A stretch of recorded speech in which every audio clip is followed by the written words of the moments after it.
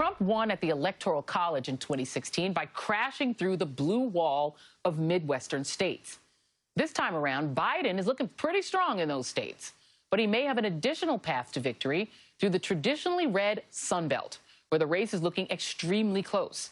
And it's not just Trump who needs to be worried in these states, it's vulnerable Republican senators as well, like Arizona's Martha McSally, who Trump barely gave the time of day to at his rally yesterday.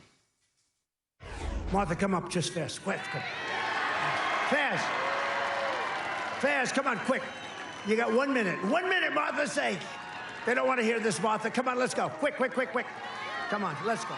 They don't want to hear you. All these other guys got to talk. Just hurry up. Get it over with. Then there's Georgia Senator Kelly Loeffler, whose drive to show her undying loyalty to Trump is basically a comedy sketch. You're still not disagreeing with President Trump's statements about personally sexually assaulting women. I'm not familiar with that. The Access Hollywood tape. He's referring to the Access. Yeah, no, look, this president is fighting for America. I'm joined now by the dynamic duo of Jason Johnson, professor of journalism and politics at Morgan State University, and Tiffany Cross, author of the great book Say It Louder, Black Voters, White Narratives, and Saving Our Democracy. Not only am I going to go ladies first, but I'm also going to go authors first. That pressure is on you, Jason. Write a book, and maybe you can go first next time. Wow, just shots fired. I'm just saying, shots fired. We know, y'all know how we do. Let's start with you, Tiffany. Pick one. You've got Martha McSally getting railroaded off stage so that Nigel Farage or someone can talk. And then you got Kelly Loeffler saying, I don't know about the Access Hollywood tape. Pick your adventure. So, I mean, listen, let me just say, Joy, I will never be surprised at the way the 53% will handcuff themselves to a party who treats them like the dusty side chick and shuns them in public every chance they get. When you saw Martha McSally get totally dismissed, only paled in comparison to when Senator Loeffler lied. Let's not pretend that she was even feigning, doing a good job of pretending not to know about the Access Hollywood.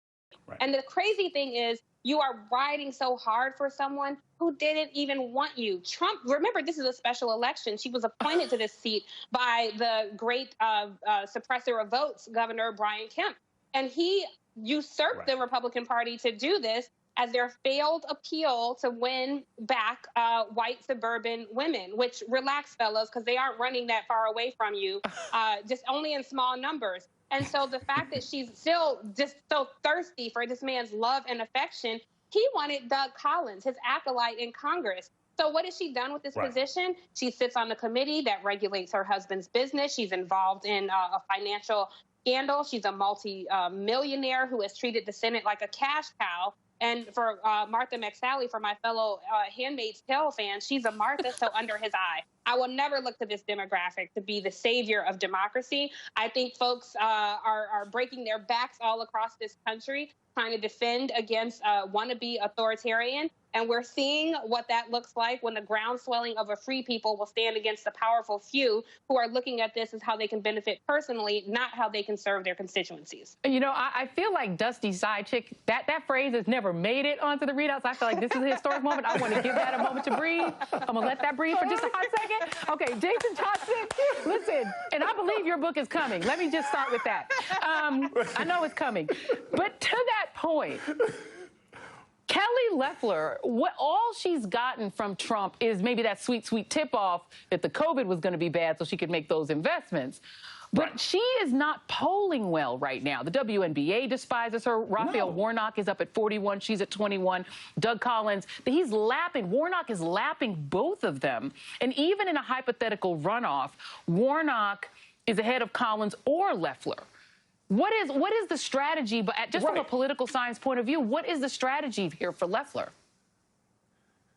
There is none. There is none. They keep thinking that they can, you know, Trump is their Mr. Big, right? Who keeps leaving them at the altar. That's what happens, right? And they want to attach themselves to him, but he's never going to come through. And I add not just Martha McSally, not just Kelly Loeffler, but also Joni Ernst, right? He keeps leaving these women out in the cold. Let it go, because Donald Trump is not going to be there for you when it comes through. And the Republicans are not just running the risk of losing important seats that Mitch McConnell needs to continue to oppress the American people and pick the judges that they want, but they're also running the risk of changing the narrative about their ability to attract white suburban women. These are supposed to be the archetypes of the new Republican Party, and if all three of these women fall, Donald Trump is ground zero for why that happened. That's what the Republicans don't seem to realize. This gender gap is real, and it's going to completely affect them in the 2020 election. Yeah, absolutely. And on the other side of the gender gap, even for the guys, like here's John Ossoff. Let's just play a little bit of the comments from the debate that he had with David Perdue.